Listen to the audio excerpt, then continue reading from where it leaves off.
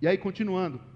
8, versículo 68 agora, de João 6 ainda. Simão Pedro lhe respondeu: Senhor, olha isso agora, para quem iremos?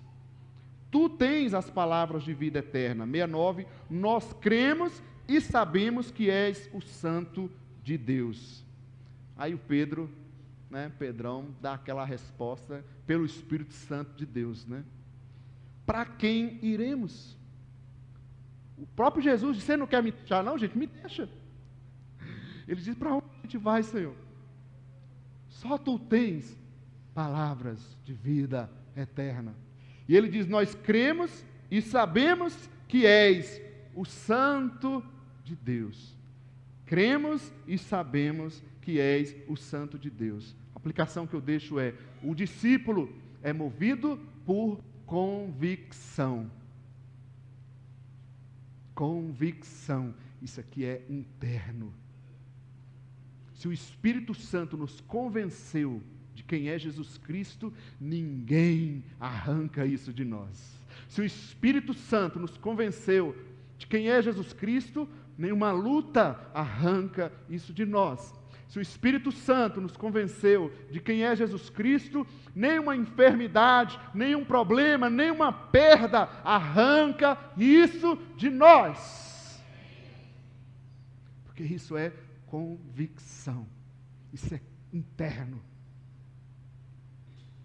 Mas eu acho interessante que às vezes a gente pensa assim: eu não estou com toda essa convicção.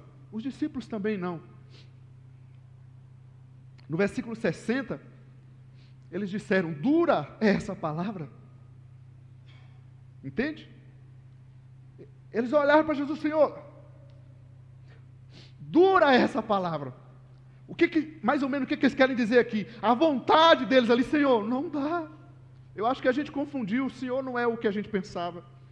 A vontade dos discípulos ali era: então, eu vou com a multidão, vou com os outros discípulos, tchau Jesus, não dá mais. E nós muitas vezes também podemos sim passar isso. Aquele momento de fraqueza que a gente diz: não dá, Senhor.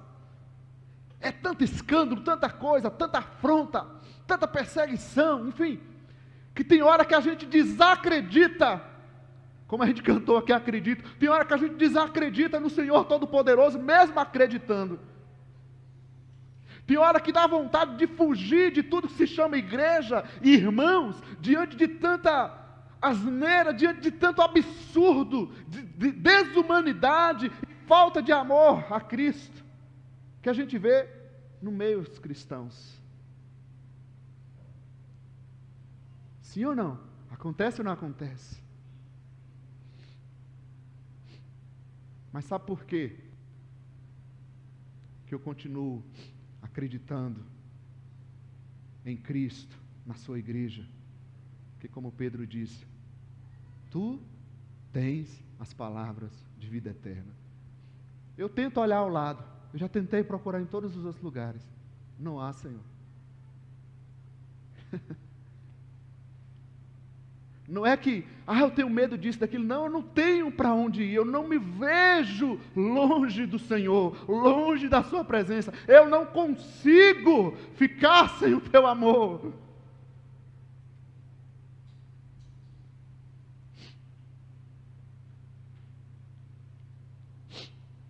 O discípulo, querido, é movido por convicção. Deixa eu te perguntar assim: por que a gente trabalha, levanta 5, 6, 7, enfim, 8, 10 horas por dia, é duro, às vezes pega ônibus? Por que a gente trabalha? Pensa comigo. Aquele dia chovendo, aquele dia que você está irritado, cansado, e aí tem aquele chefe, aquele funcionário, aquele ajudante lá nos perturbando, aquele ambiente de trabalho às vezes terrível, mas mesmo assim a gente vai trabalhar. Por que a gente trabalha? Que a gente precisa, né? Você tem uma convicção: eu tenho que ir, eu preciso. Com todo amor. Sabe por que você tem que lutar pelo seu casamento? Se você tem uma convicção do que é o casamento. Tem problema? que você tem que lutar pela tua fé? Se você tem uma convicção do que é a fé. Se a gente teve essa experiência com o Espírito Santo em nós, lá dentro, mesmo que a nossa vontade era desacreditar em tudo que a gente acredita, mas não tem jeito, o Espírito onde Ele está, Ele flui em nós.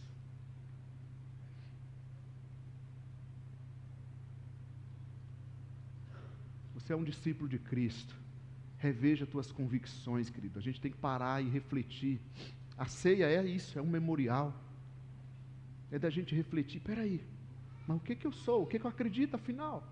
Quem que eu estou seguindo, para onde que eu estou indo, qual é a minha vida? Porque quando a gente tem convicções, isso são fundamentos, valores. Sabe por que eu trato a igreja como é a igreja de Cristo? Não é porque tem pessoas perfeitas, de jeito nenhum.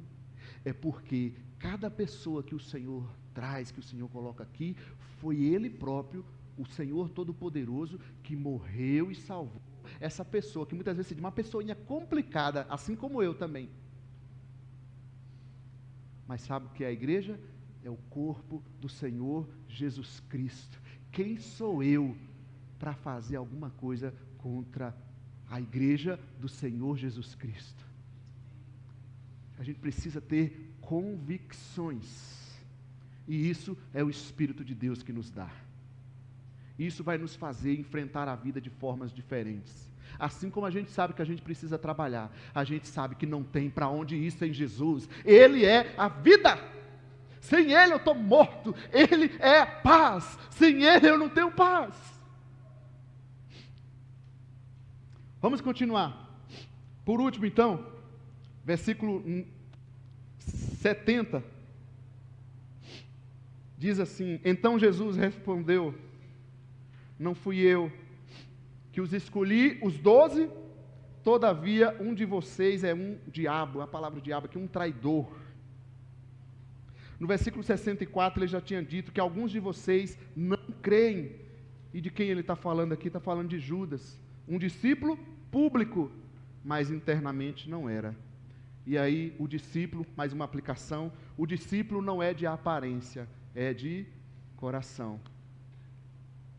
E aí você pode, pôr roupa de ver Deus, como a gente brinca, as igrejas, cada igreja com suas liturgias, com seus costumes, cada uma veste uma roupa, enfim, você pode botar o que for, você pode mudar o palavreado, todo jeito, tentar falar aquela, irmão, tudo você pensar. O discípulo não é de aparência. Você pode ter biblão desse tamanho, não, a do Zé é menor. A biblão de expulsar demônio. Sabe por que essa piada da Bíblia de expulsar demônio, gente? É que uma vez uma pessoa estava passando mal na igreja, e aqueles crentes meio radicais, meio malucos, achando que era manifestação maligna, e vem em vez de expulsar, vem com a Bíblia para bater na cabeça da pessoa. É por isso, só para a gente entender. Por isso que a gente fala a Bíblia de expulsar demônio, Enfim, a ignorância desse irmãozinho, tomara que tenha aprendido, Então é nesse sentido. Mas está aqui, o discípulo não é de aparência, é de coração. Judas era membro dos discípulos, correto? Membro da igreja, vamos colocar assim. Judas era da liderança, tinha cargo. Qual é o teu cargo? Judas tinha cargo, era membro da igreja. Judas teve experiências extraordinárias com Jesus Cristo, viu milagres extraordinários.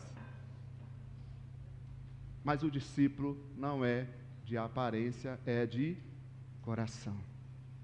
Por isso nós não podemos dizer: esse não é salvo, aquele que é salvo. Como é que você sabe? Esse não está na igreja evangélica ou batista. Como é que você sabe? Como é que você sabe que uma pessoa é salva? A Bíblia diz que para ser salvo precisa fazer o quê? Confessar Jesus Cristo como Senhor e Salvador. Como é que você sabe que ela não confessou?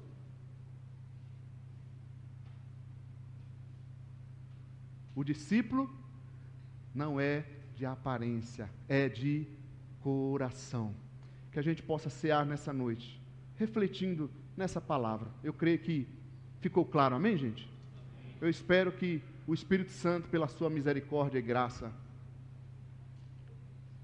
tenha me usado para falar, o mais claro possível, mas acima disso, com a autoridade e o poder do Espírito de Deus. E onde está o Espírito de Deus, há liberdade. A unção, a presença do Senhor quebra jugo, quebra barreiras e cadeias. E eu espero que o Espírito Santo de Deus nessa noite possa romper cadeias e barreiras, barreiras intelectuais, barreiras religiosas, coisas que nos impedem, que nos atrapalham de nos render e servir ao nosso Senhor de uma forma intensa e total. Amém, queridos?